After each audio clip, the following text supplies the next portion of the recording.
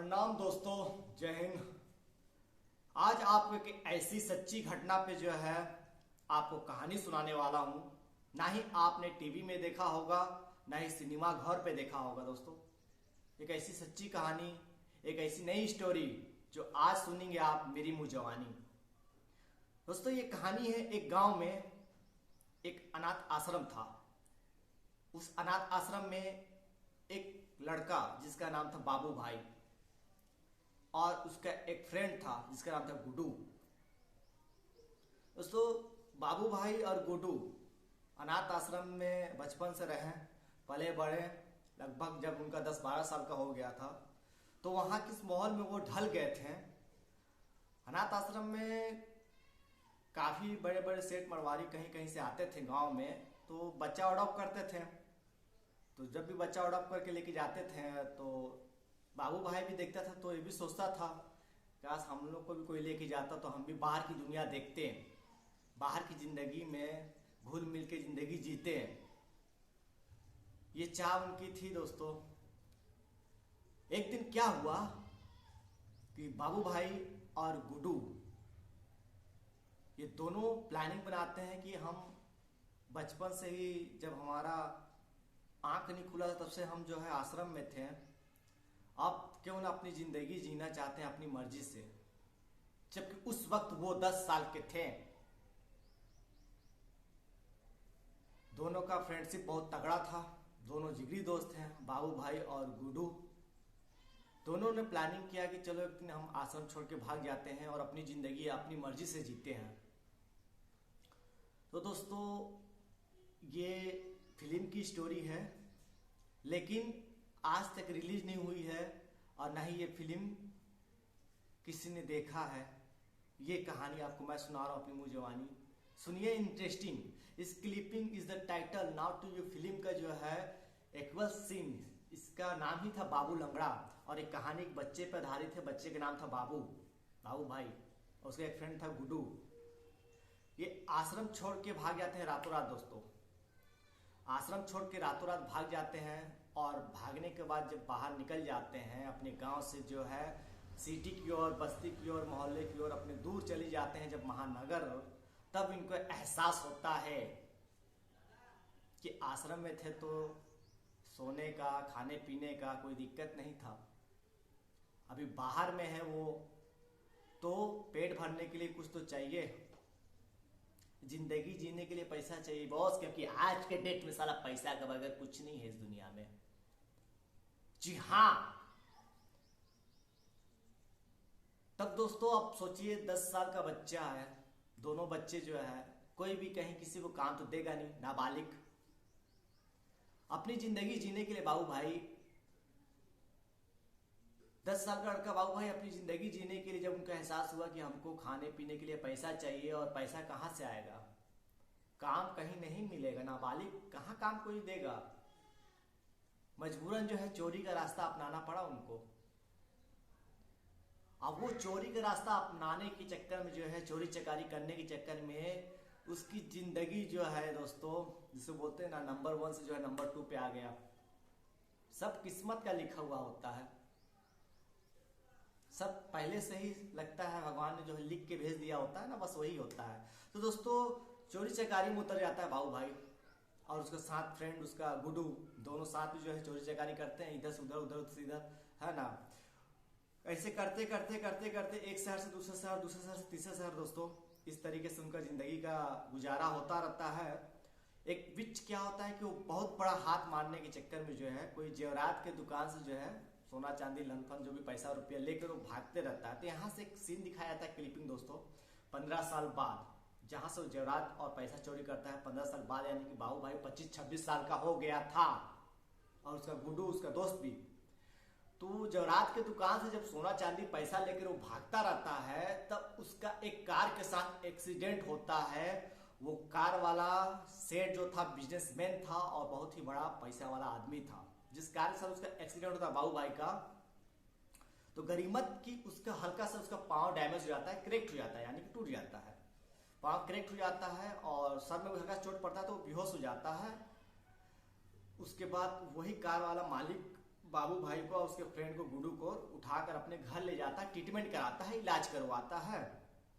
उसके बाद गुड्डू को 2-3 दिन बाद होश आता है, देखता है काफी खूबसूरत शानदार घर में वो रहता है, जिस घर में जो है वो सपने देखा करता था, वैसे घर में रहने का ख्वाबों में जिस घर पे वो पहुंच गया था।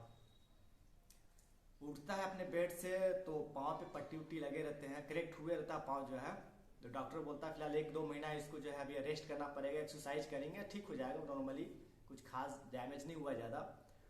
तो फिर उठता है अपने बेड से बाहर निकलता है, वहीं पर तो मुलाकात होती है एक लड़की से जिसका नाम रहता है Riya, just for in the heroine.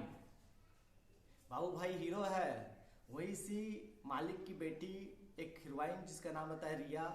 रिया जो है जब बाबू भाई बेड से उतर कर बैसाखी लेकर बाहर निकलने की कोशिश करते रहते हैं दरवाजे से, तो हल्का सा लड़खा जाते हैं, तो उसी वक्त जो है वो हीरोइन उसको संभालती है।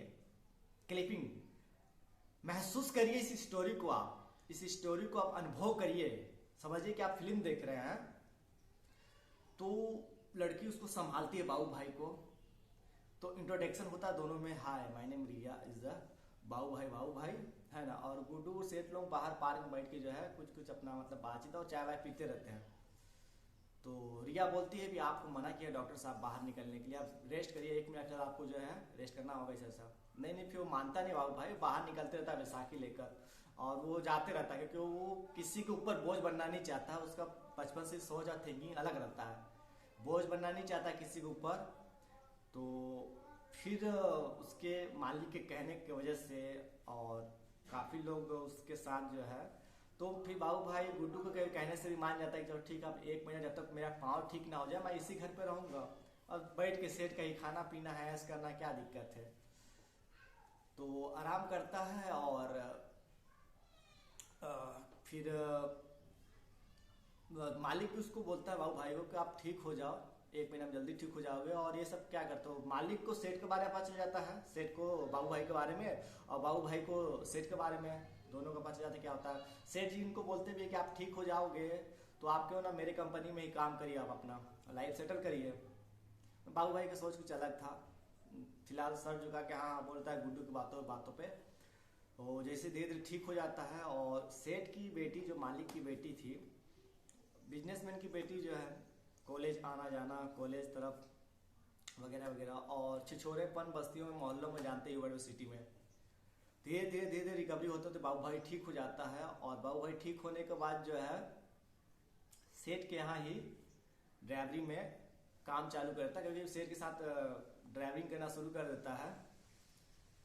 तो एक दिन छुट्टी मिलता है, वो अपना अलग प्लानिंग और अपना सोच और अपना काम, यानी बोलते जिस आदत लग जाती है ना, वो आदत तो छूटता ही नहीं है, आदत लग जाती है, आदत छूटता नहीं है। तो कुछ बोलकर जो है सेठ से वो दूर निकल जाता है गुड्डू को लेकर, और बहुत ही बड़ी प्लानिंग करता है चोरी करने का। दोस्तों आदत से मजबूर मैं बता रही हूँ, बहुत ही बड़ा प्लानिंग, और इतना बड़ा प्लानिंग बनाता है कि बोलता है इसके बाद भी कभी जिंदगी में चोरी करने की जरूरत ना पड़े, इतना बड़ा चोरी करने का प्लानिंग बनाता है। उसी बीच में स्टोरी में भी दिखाया जाता है, जब हीरोइन वो हो गई है, हीरोइन आ गई है, तो हीरोइन की भी तो कुछ स्टोरी होनी चाहिए ना। कॉलेज जाती रहती है रिया, तो कॉलेज जाते समय रिया के साथ कुछ छोड़ापन, कुछ लड़के लोग छेड़खानी करते रहते हैं, उसी गरिमर बनाओ इसी बीच जो है बाबू भाई उधर से साइड से गुजरते रहते हैं, और वो देखते हैं कि लड़की तो जानी पहचानी, वो सेठ की बेटी है रिया, और रिया के साथ कुछ बच्चे लड़के लोग छेड़खानी कर रहे हैं। गुड्डू को साइड में खड़ा करवाता है और जाता है बाबू भाई रिया के पास जो है। रिया धीरे से आगे बढ़ जाती है अपने कॉलेज के लिए, कॉलेज के अंदर एंट्री कर लेती है, अंदर घुस जाती कॉलेज में। उसके बाद जब रिया बाहर निकलती है कुछ समय के बाद, तो देखती है वो जितने भी लड़के लोग छेड़ रहे थे वो माफ़ी मांगते हैं, और ऐसे टूटे फूटे हाथ में रहते हैं, हालात में रहते हैं, ऐसे मतलब कि मत पूछो।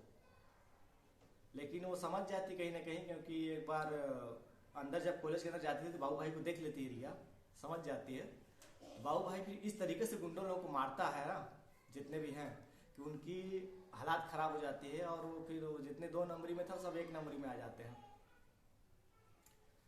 दोस्तों इस तरीके से कहानी थी। उसके बाद बाबू भाई जो है, मैं आपको फास्ट तरीके से स्टोरी सुना रहा हूँ है ना। अब एकदम कंटिन्यू बारीकी से सुना चालू करूंगा तो 3 घंटा की मूवी है ना, तो आपको पूरा 6 घंटा समझना पड़ेगा स्क्रिप्ट। उसके बाद वो चोरी का प्लानिंग बनाता है फिर से बाबू भाई, चोरी का प्लानिंग बनाता है, उसके साथ जो है इन्वॉल्व करता है और भी 2-3 लड़के लड़कियों को, काफ़ी अच्छे अच्छे। तो ये स्टोरी दोस्तों काफ़ी इंटरेस्टिंग स्टोरी है। और मैं चाहता हूँ कि यहाँ पर जो है फिलहाल एक छोटा सा ब्रेक ले लेता हूँ और आपको नेक्स्ट जल्दी आके इंटरव्यू समझ लीजिए दोस्तों, यहाँ से इंटरव्यू आ ही जाता है, इंटरव्यू आ गया है। तो पार्ट 2 में आपको मैं इसको आगे की स्टोरी सुनाता हूँ। काफ़ी अच्छी और इंटरेस्टिंग स्टोरी थी दोस्तों।